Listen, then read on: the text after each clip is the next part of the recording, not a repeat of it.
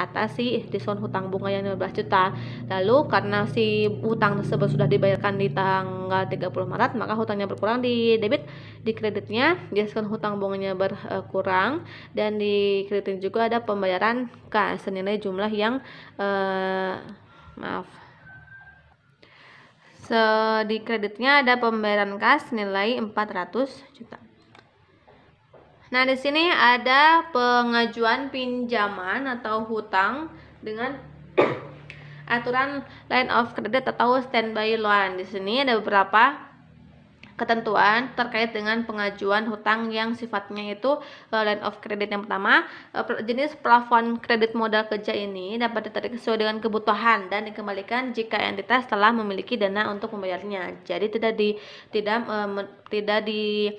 tidak ada tekanan untuk membayar jatuh tempo, sehingga kalau sepertinya perusahaan memiliki dana boleh langsung, contohnya perusahaan mengajukan pinjaman 10 tahun, tapi di tahun kelima si perusahaan sudah mempunyai dana untuk melunasinya, nah itu boleh, tidak usah menunggu sampai jatuh tempo tahun ke-10.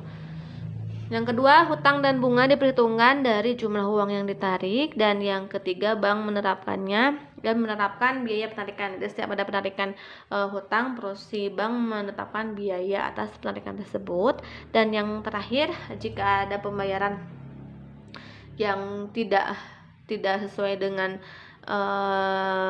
jadwalnya, itu biasanya akan dikenakan denda. Nah, jenis transaksi ini biasanya di beberapa transaksi penjualan cicilan mobil atau kredit motor. Kalau sepertinya telat, contohnya kan kita membeli barang mobil tanggal 10. Nah, pelunasan pokok dan bunganya itu dilakukan setiap awal bulan, setiap tanggal 10 di bulan tersebut. Dan jika melebihi tanggal 10 bisa dikenakan denda. Nah, untuk contohnya untuk line of credit atau standby loan itu di sini ada PT Kingston pada tanggal 1 Januari dia mendapatkan fasilitas line of credit dari Bank Arta sebesar 1 miliar. Ini kan fasilitas ya, berarti bukan kita yang karena fasilitasnya 1 miliar dengan jangka waktu 5 tahun dan bunga per tahunnya 12% atas kredit yang ditarik. Lalu ada biaya penarikan 2% dari dana yang ditarik. Selain itu juga bank juga hanya mengenakan bunga atas tarikan hutang yang belum dilunasi saja sampai dengan akhir bulan pelaporan. Jika penarikan telah dilunasi pada bulan yang sama, maka tidak akan dikenakan bunga atas sejumlah hutang yang sudah ditarik tersebut. Bunga dihitung dari tanggal penarikan atau saldo hutang terakhir sampai dengan jatuh tempo pelaporan. Setiap bulan akan disampaikan laporan penggunaan line of credit yang memperhatikan saldo akhir hutang mutasi kredit termasuk jumlah bunga dan biaya yang dikenakan. Ini beberapa transaksi yang berkaitan dengan bulan Desember. Ya, dari mulai tanggal 2 Desember sampai tanggal 31 Desember. Nah, seperti yang kita bisa lihat bahwa di setiap penarikan itu ada biaya penarikan yang dikenakan oleh banknya. Contohnya karena di sini fasilitas kredit yang diberikan oleh bank kepada PT Kingston senilai 1 miliar, pada tanggal 2 Desember si perusahaan tersebut baru mengambil dananya senilai 300 juta, sehingga dikenakanlah biaya penarikan 2% dari jumlah yang ditarik, yaitu dengan jumlahnya 6 juta. Dari 2% kali 6 juta otomatis akan menambah jumlah si hutang yang sudah ditarik. Lalu tanggal 16 Desember juga melakukan penarikan senilai 400 juta, maka dibebankan juga biaya penarikannya 2%, dapatlah biaya yang 8 juta, maka diperoleh jumlah saldo kreditnya 714 juta, dan tanggal 30 Desember ada pembayaran 300 juta, sehingga jumlah yang 300 juta ini nanti tidak perlu dikenakan bunga, sehingga yang dihitung bunganya bukan dari jumlah yang tariknya saja, tapi jika si jumlah yang sudah tarik tersebut sudah dibayar, maka tidak perlu dihitung si bunganya. Maka kita untuk menghitung bunganya per sisa dari jumlah si saldo akhir hutang yang belum dilunasi saja di bulan tersebut. Nah, untuk lebih jelasnya untuk perhitungan kasus ini, Di sini tanggal 2 Desember ketika perusahaan menarik bunga, maka perusahaan menerima kas senilai 300 juta dan ada pengakuan beban bunga 6 juta di kreditnya hutang bank. Lalu 16 Desember ada penarikan lagi 400 juta ada dengan beban bunganya 8 juta dan di kreditnya ada hutang bunga 408 juta. Tanggal 30 Desember perusahaan membayar hutang yang ditarik dengan nilai 300 juta ini, sehingga di debitnya hutangnya berkurang, di kreditnya kasnya juga berkurang 300 juta. Dan tanggal 31 Desember perusahaan akan mengakui isi bunga tersebut sejumlah saldo hutang yang tersisa saja.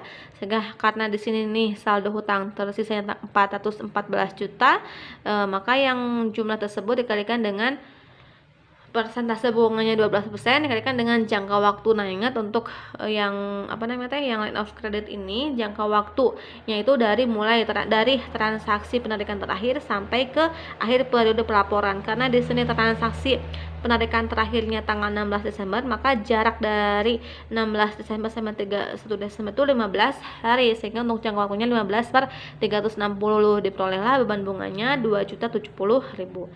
Nah, lalu untuk jenis yang selanjutnya wesel bayar, di sini sama halnya dengan hutang bunga untuk jenis kasus dan jurnal pengakuannya.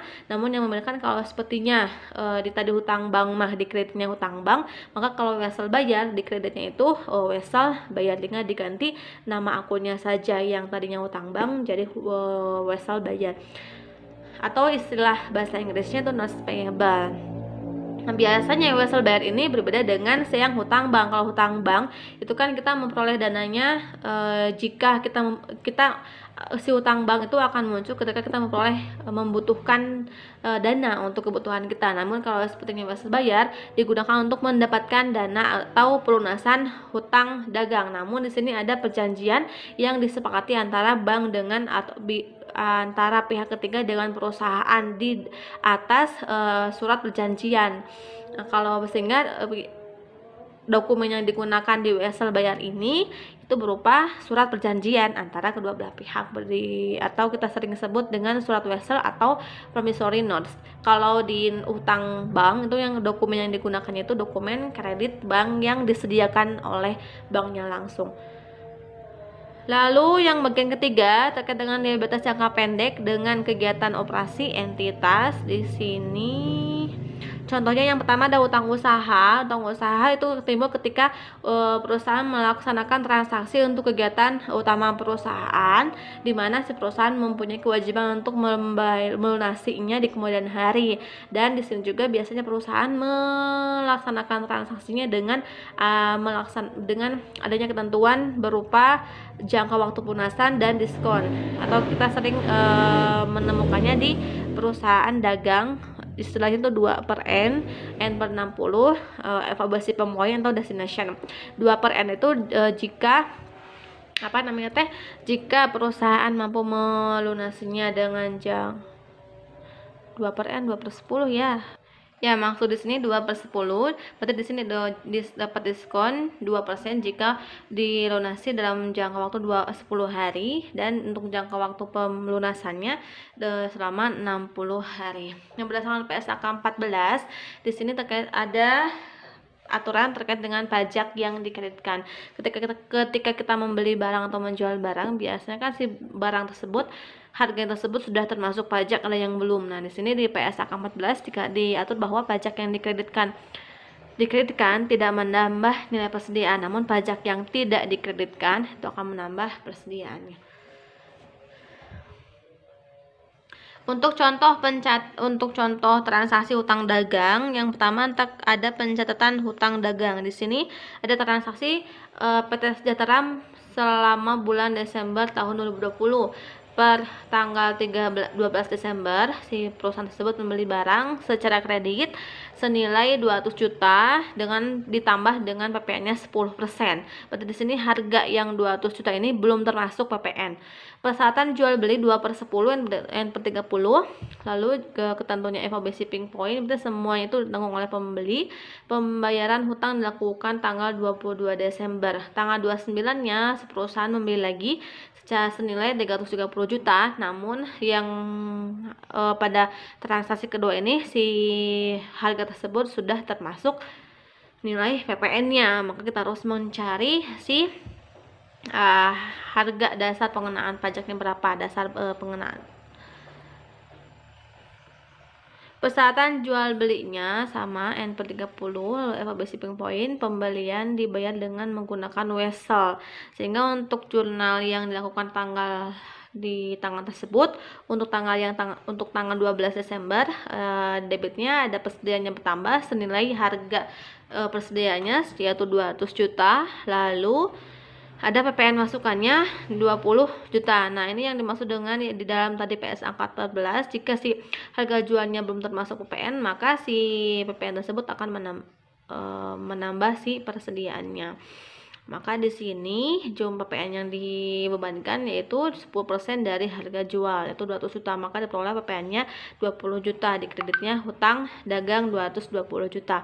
Sedangkan tanggal 22 Desember ada pembayaran hutang, yaitu di debitnya hutang berkurang, di kreditnya ada persediaannya berkurang 4.400. Kenapa ada persediaan di sini?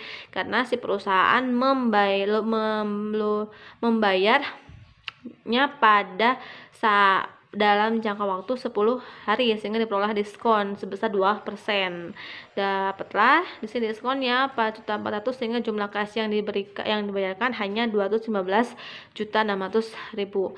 Tanggal 29 ada pembelian persediaan lagi, namun di dalam persediaan ini di sini sudah ada pajak yang dikreditkan, sehingga tidak perlu menambah jumlah persediaan. Maka di sini jumlah persediaannya kita harus menghitung nih berapa dasar pengenaan pajaknya. Maka diperolehlah, untuk menghitungnya 330 juta dibagi 1,1, diperolehlah DPP-nya 300 juta, dan untuk menghitung PPN-nya tinggal diselisihkan. Maka diperolehlah pajak masukannya 30 juta. Untuk di kreditnya ada wesel bayar senilai 330 juta.